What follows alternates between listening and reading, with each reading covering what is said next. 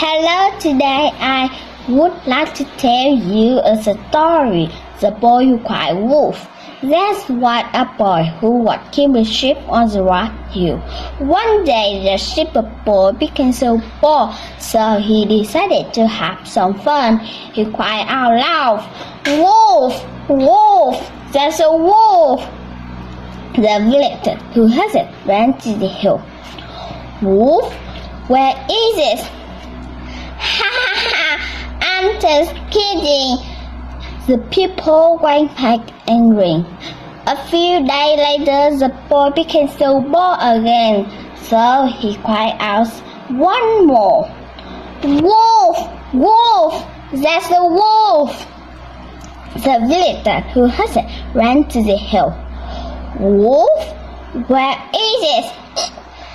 "Ha ha ha! I'm just kidding. You all got tricked again." The people went back angry.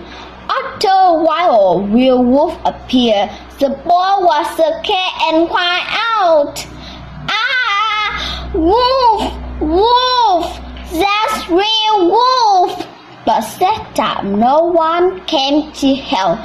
The boy lost all his sheep.